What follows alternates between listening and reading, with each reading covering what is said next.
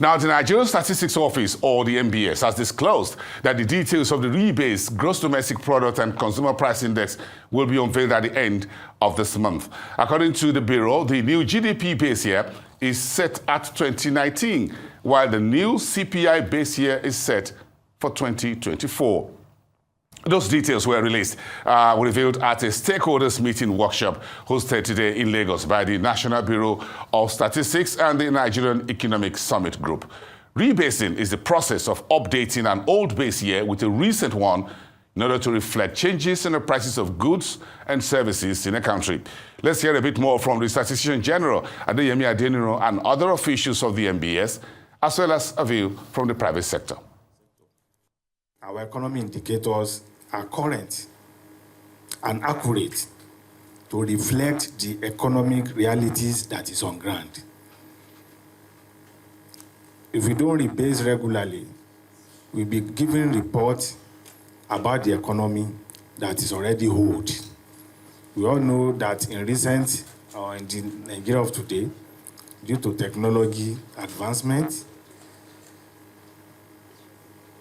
transformation that is going on, there are a lot of things that have changed in the structure of our economy. And we need to produce data that reflect all these changes for the country to make progress. It is a very vital exercise that ensures our economic indicators are current and accurate reflection of the reality on ground. As economics evolve, new industry emerge, consumption patterns also change. It becomes very imperative for us to update our statistical measures so that we can be able to capture these changes. How do we do that? Rebasing of our GDP and CPI allow us to achieve that by aligning with these transformations, providing more precise and more relevant picture of Nigeria's economic landscape. This process is foundation to informed policy making.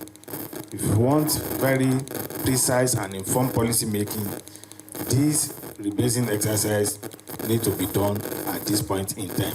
Basing is a process of updating an old base year with a more recent year to reflect changes in the prices of goods and services produced within the economy.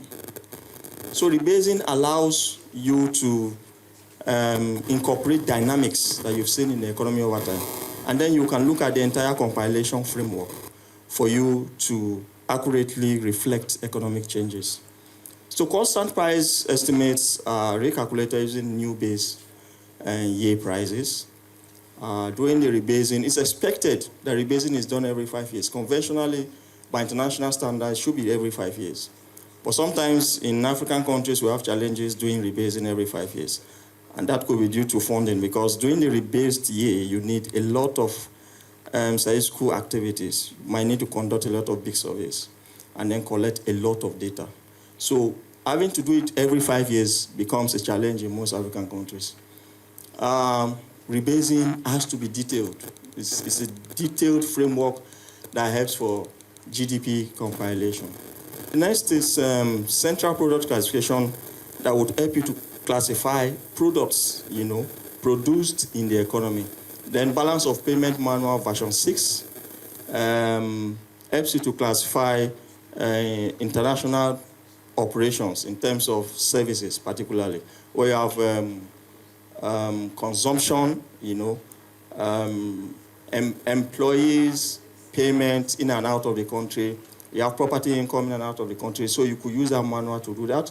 You have government finance agencies. It helps to classify final consumption of government. So these manuals were used in the rebasing process. So the choice of the base year. So we decided to pick 2019 as the base year. The last base year was 2010 for Nigeria. This base year is 2019. And why we picked 2019 as a base year is because there is relative economic stability in 2019. You agree with me that in 2020, 2021, we had issues around COVID. 2022, we're recovering. 2023, we had the election. We had a lot of domestic issues, like the cash crunch.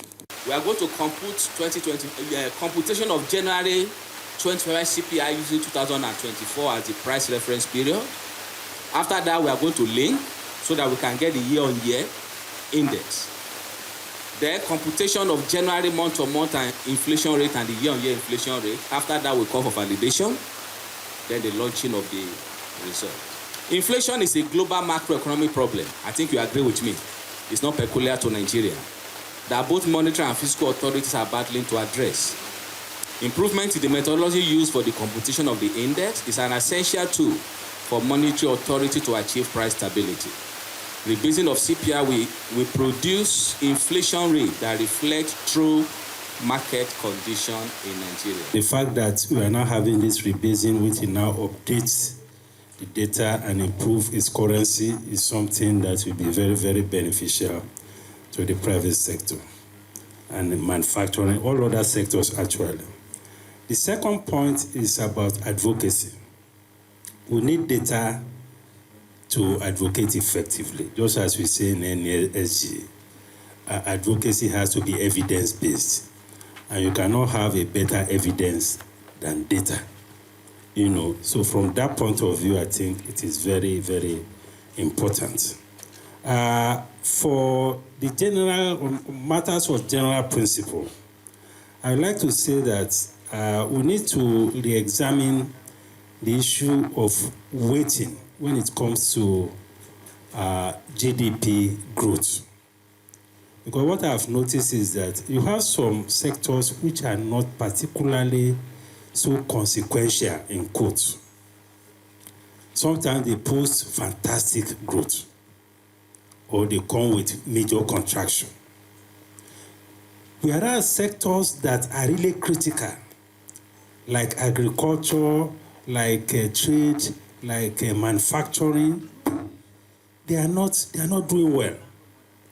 So when you have all these sectors, some of them that are not so consequential doing well, by the time you do an average, you come with a GDP growth and say that the economy is either doing well or not doing well. Whereas it is possible that half or more than half of the economy has not been doing well. So it tends to distort the picture of what the economy looks like. Then we are not having much of state GDP. I think that will also help in our data.